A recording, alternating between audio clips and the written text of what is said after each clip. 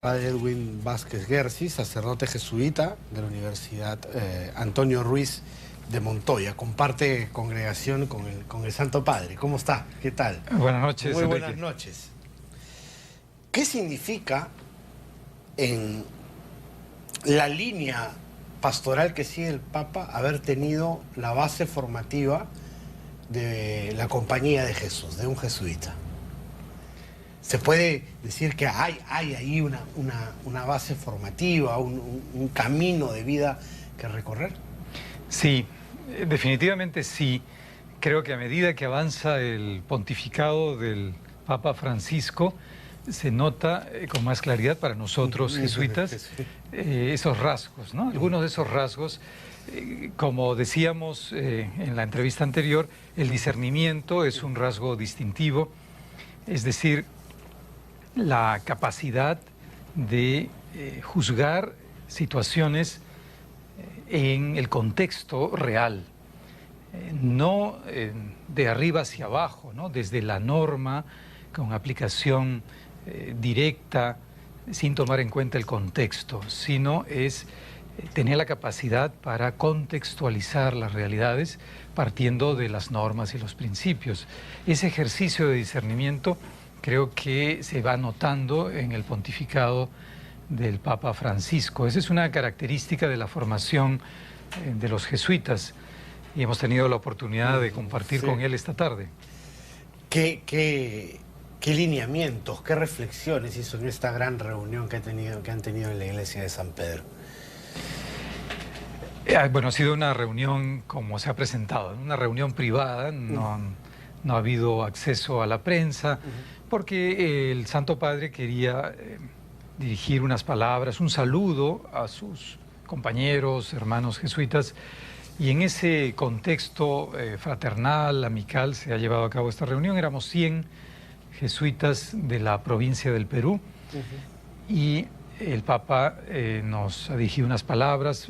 Hubo un saludo del padre provincial, el padre Juan Carlos Morante, nuestro superior provincial, dándole la bienvenida, y después ha habido un saludo del Santo Padre, nos ha dado algunas indicaciones, nos ha animado. Indicaciones pastorales. Indicaciones pastorales, por supuesto.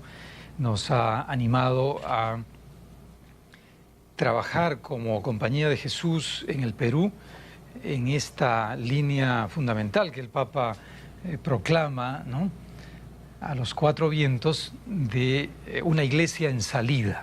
Es decir, un trabajo pastoral de apertura, de contacto con la población, con la gente. De puerta en puerta, ¿no? De puerta en puerta. De pronto no con su carisma, ¿no?, con el carisma que tiene el Papa Francisco, pero sí con la actitud. Eso es importante, ¿no? Yo comentaba después de la entrevista anterior en el taxi que me llevaba a casa, le decía al taxista que el Papa Francisco nos inspira, ¿no? Nos inspira a tener esta actitud de salida, de estar con la gente, en aspectos en que otras iglesias de pronto nos superan, ¿no?, a los católicos, por ejemplo, en el sentido de acogida, que alguien le espere a uno en la puerta y de pronto le llame por su nombre y le diga bienvenido, bienvenida, adelante, aquí hay un lugar para ti. En esos gestos que parecen secundarios, muchas veces se juega la pertenencia de un católico, que se siente un número, masa. Lo dijo específicamente en Chile, ¿no?, a las presidiarias que visitó. Le dijo justamente eso: ustedes no son un número, ustedes son fulana de tal, con nombre y apellido, y así deben hacerse llamar. Y lo repite siempre en los discursos. Cuando hoy día lo veía muy claramente en El Principito, trataba con nombre y apellido a las personas que le dirigieron la palabra, que dieron las ofrendas. Decía tú, tal persona, y con nombre y apellido. Sí. Los hacía importantes. Sin duda. Y ese es un trato personal que nos falta, yo creo que nos falta en la Iglesia Católica, y el Papa nos pide que tengamos esa actitud de personalizar Es decir, de hacer sentir a las personas que están en casa, que esa comunidad de creyentes es su casa, no son anónimos. Entonces allí la estrategia pastoral creo que debe cambiar. En algunos lugares por supuesto que se hace y bien, pero en general creo que nos falta y el Papa nos está animando a esas reformas pastorales. ¿Qué directo ha sido en tratar el tema ambiental, el tema de la trata, el tema de la minería ilegal? Es un sitio además emblemático para el Perú sobre ello, ¿no? Sobre el atentado a la ecología que es Madre de Dios. Ha sido un buen discurso, ¿no? Directo, sí, ¿no? Sí, porque no ha sido una homilía, ha sido un discurso. Ha sido un discurso, claro, no ha habido sí, misa el día de hoy. No ha habido misa en Puerto Maldonado, pero ha sido un discurso, como usted señalaba respecto de otros momentos, con gestos, ¿no? Primero, ¿dónde dirige ese discurso?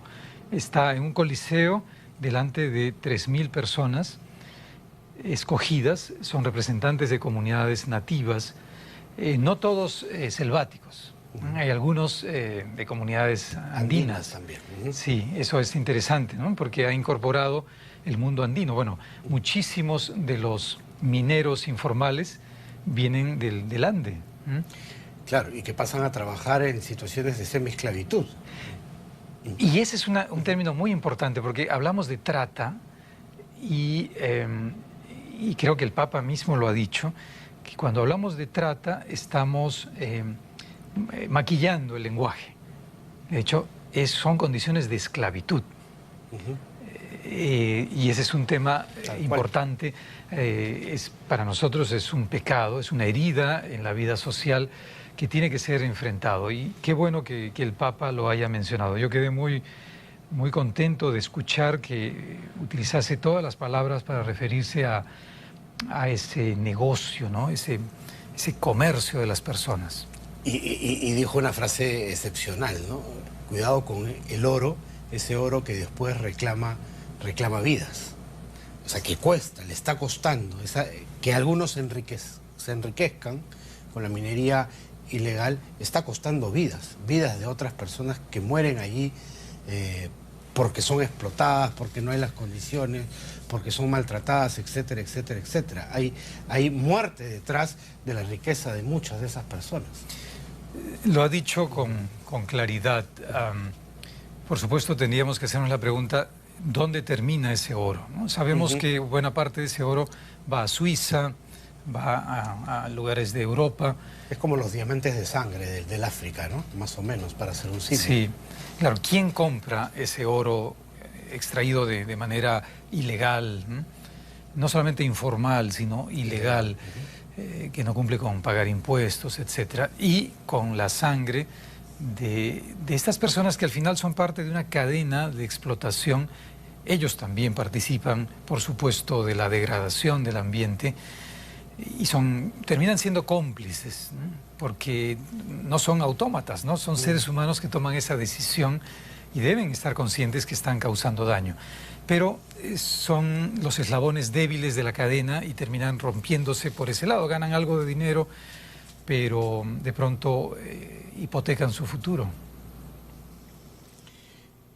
Al llegar a Lima, en pleno Palacio de Gobierno, habló del tema de la corrupción, ¿no? ¿Cuánto mal le hace a la democracia la corrupción? Dijo el Papa. No se calla nada y lo dice en los escenarios donde se debe, ¿no? Donde mucha gente no se atreve a decir las cosas con claridad y de manera directa. Sí, claro, era el momento. Yo imagino que repetirá... Estaba parte de la clase política allí, ¿no? Además del presidente de la República. Sí. Y ha dicho algo que es muy importante. Lo sabemos, por supuesto, pero hay que decirlo. El problema de la corrupción es un problema que atraviesa América Latina. Y es un problema grave junto con la violencia criminal. Y nos compete a todos, por supuesto a quienes tienen más autoridad. Y lo ha dicho bien, lo ha dicho en un tono de esperanza, ¿no? Entonces es importante eso, cómo el Papa ha jugado con la frase unidos por la esperanza. Y entonces sí, es una llamada de atención como líder moral que es, un líder de la Iglesia Católica y un líder mundial, pero lo ha dicho bien, lo ha dicho con espíritu positivo, como diciéndonos, tenemos la oportunidad histórica, aprovechémosla. Aquello que están haciendo los brasileños, ¿no? Que han dicho, hemos tocado fondo y tenemos que subir ahora. Esa es una conciencia en el pueblo brasileño que creo que nosotros también tenemos que adquirir. No, lo dice con esas frases geniales, directas, rápidas. El Perú es un espacio de oportunidades y esperanza, dijo. Pero para todos, no para algunos. No solo para algunos. No solo para algunos, porque finalmente la corrupción golpea con más fuerza a los pobres y al medio ambiente, de hecho, no a la madre tierra. Es verdad, ¿no? Ha conectado con el tema de la mañana, pero es verdad, pues al final son los pobres los que terminan pagando los platos rotos, como vemos en cosas tan diarias como el transporte público, ¿no? Un trabajador que tiene que tomar el transporte público y demora 2 horas y media su trabajo, cuando debería demorar la mitad probablemente. Y arriesgando la vida de por medio, ¿no? Y además en condiciones inseguras, pues está perdiendo tiempo valioso que podría compartir con la familia o productivamente en el trabajo. Entonces lo mismo en la corrupción, se deja de pagar impuestos y se corrompe el alma nacional, ¿no? Yo creo que optimistamente debemos ver este tema como una ocasión para aprovechar como país. Dios quiera que tengamos ese liderazgo a nivel social, a nivel político. En el escenario de Puerto Maldonado ha estado clara la intencionalidad. En Trujillo, ¿cuál es? ¿A qué va el Papa a Trujillo? ¿Por qué elegir Trujillo y no Chiclayo, Piura o Tacna? Sí. Cuando al Papa le explicaron cuál era la realidad presente del Perú, quedó claro Además que parece que la estudia, ¿no? La sí, estudia bien antes de venir, ¿no? Sí. No es un improvisado, sabe a dónde está yendo. Sí, él conocía mejor Chile, porque vivió allí y porque se mantuvo en contacto con Chile por la proximidad de Argentina. Conocía menos el Perú, pero se ha informado bien. Entonces, Puerto Maldonado muy claro por la temática ambiental, trata de personas, ¿no? Es la esclavitud a la que se ha referido, y las comunidades nativas. Lima, obviamente, por ser la capital, y quedaba un día. Entonces, ¿dónde ir? Y le explicaron que el niño costero había hecho mucho daño en el norte del Perú. Entonces dijo, yo quiero ir allí, quiero animarles en su tristeza, en su dolor, para que se recuperen. Y entonces, ¿a dónde ir? ¿A Piura, a Chiclayo, a Trujillo? Entonces entiendo que Piura está muy dañado, ¿no? Y Chiclayo igualmente, entonces parece que Trujillo ofrecía mejores condiciones para una visita rápida, ¿no? Entonces le han preparado un programa agotador. Sí, sí, bueno, el de hoy día ha sido extenuante, ¿no? Sí, extenuante. Sí. ¿Qué tal energía?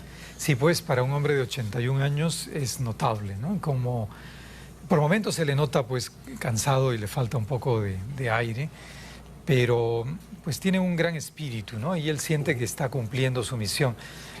¿Cuántas personas esperan la misa de mañana en Trujillo? Hablan de medio millón ha hablado, más o menos. Sí, medio millón.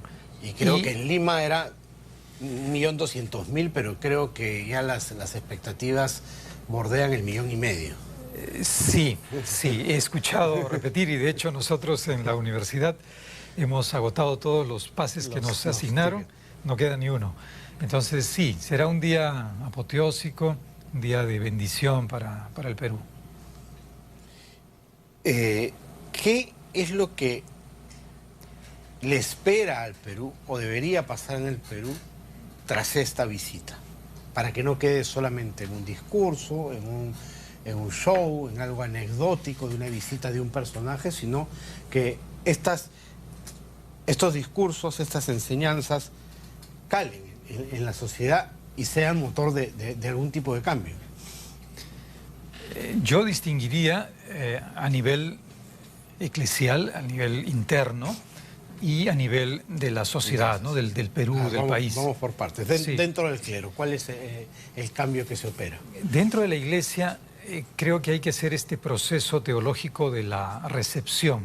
Es decir, una vez que el magisterio de la Iglesia, en la persona de la máxima autoridad, el vicario de Cristo, pronuncia un discurso, ¿no? Que tiene esa intencionalidad de ser un discurso dirigido a esa comunidad, la comunidad que recibe el discurso hace un proceso de reflexión, de acogida, de recepción de lo que ha dicho el Papa y discierne qué consecuencias tiene para la realidad concreta de esta iglesia, la iglesia del Perú, la iglesia de Lima, de Puerto Maldonado, de Trujillo, pero en general la iglesia del Perú.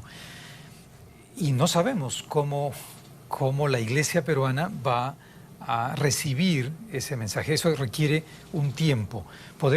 Yo podría avisorar algunos aspectos, ¿no? Claramente habrá que escuchar al Papa el día domingo, porque allí dirá más, pero claramente en la agenda eclesial está el tema ambiental para el Perú y para la Iglesia del Perú. Entonces, esta es una pregunta... Y hoy puso también el tema de corrupción en el tapete, ¿no? Por supuesto. Entonces... digamos que ahí tenemos dos grandes temas por los cuales comenzar. Claro que sí. Entonces, los obispos de la Amazonía ya están organizados en una red que involucra a obispos de los países vecinos de la Amazonía y ellos tienen trabajo avanzado para colocar la temática ambiental, es decir, el peligro que sufre la Amazonía como un tema central. Y habló de una gran reunión para el 2019, ¿no? el Papa. Parece que a eso se apunta, a una gran reunión ambiental religiosa para el el sínodo de la Amazonía, ¿no? Sí, entonces quiere el Papa que todos los reflectores estén sobre ese tema. Y será importante, pero para la iglesia local, para la iglesia peruana, ya es una tarea.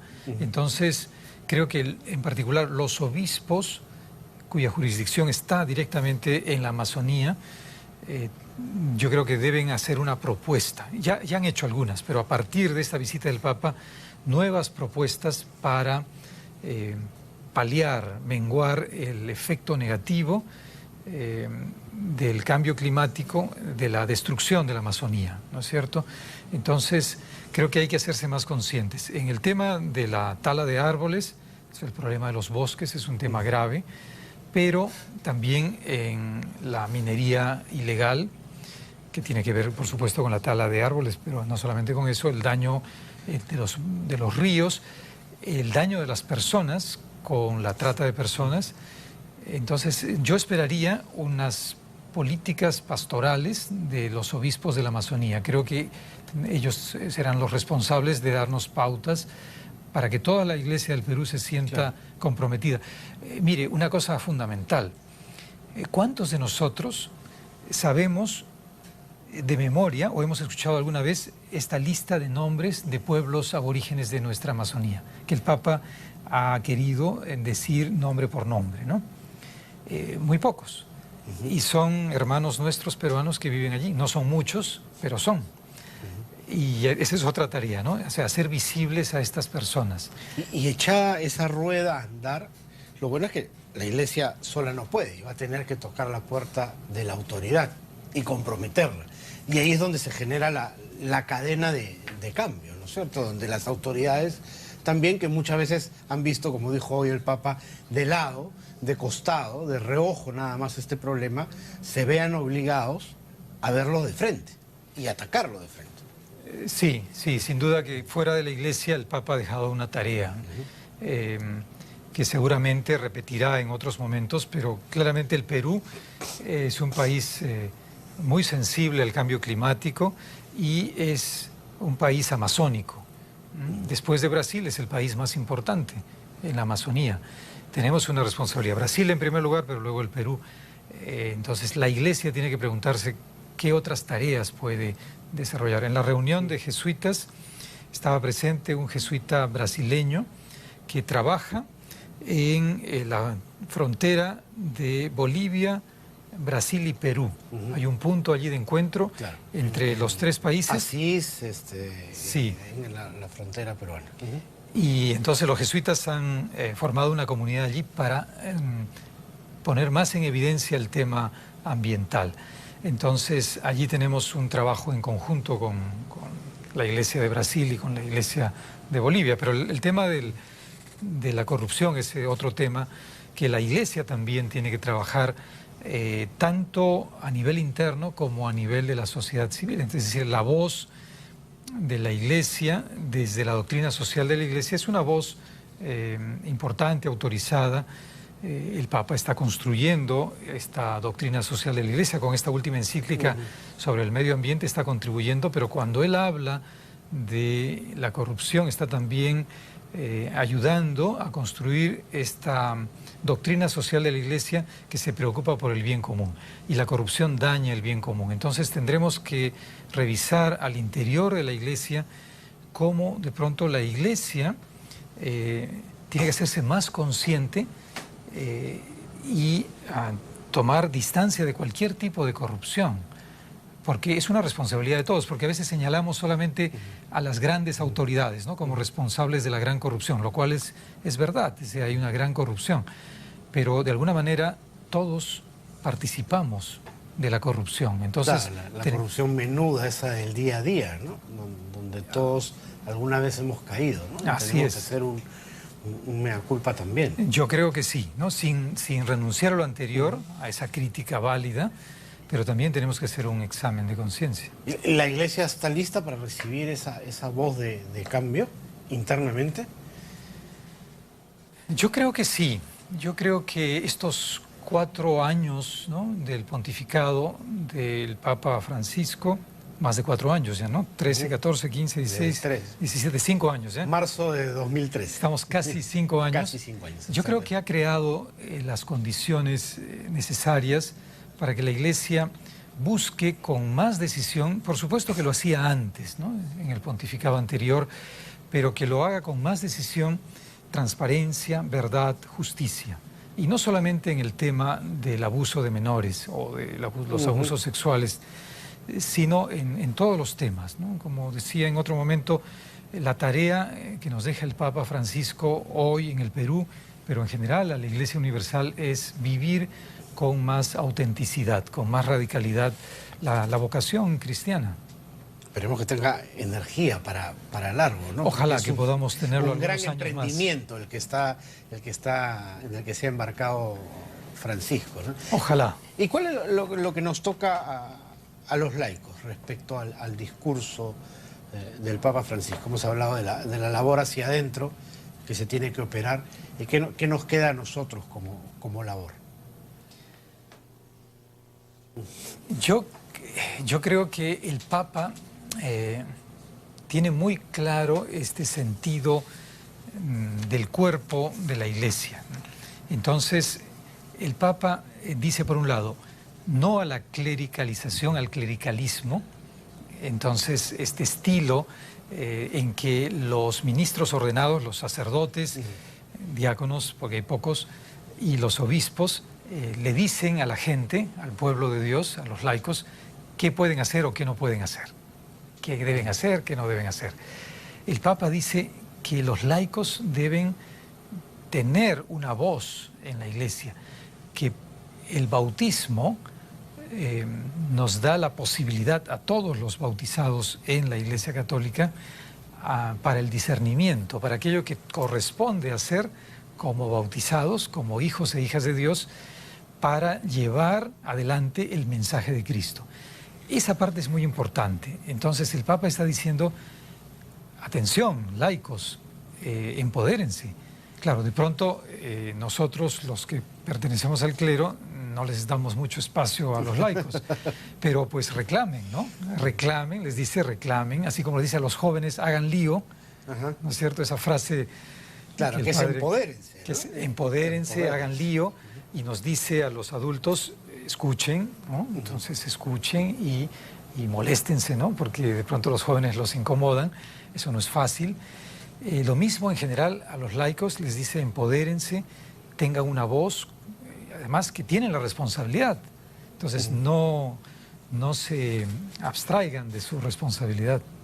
Vamos a seguir escuchando al Papa en estos 2 días que le queda de visita al Perú. Muchas gracias por haber estado aquí. Gracias, Enrique. Buenas noches. Muchas gracias. Muchísimas gracias por haber estado aquí. Fue Edwin Vázquez, teólogo de la Universidad Antonio Ruiz de Montoya, que ha estado con nosotros. Nos vamos a ir a una pausa, son las 8:38. Regresamos de inmediato con Rosa María Lorbes, coordinadora del Observatorio Socioeclesial, para conversar del Papa Francisco y su visita oficial a nuestro país. Regresamos.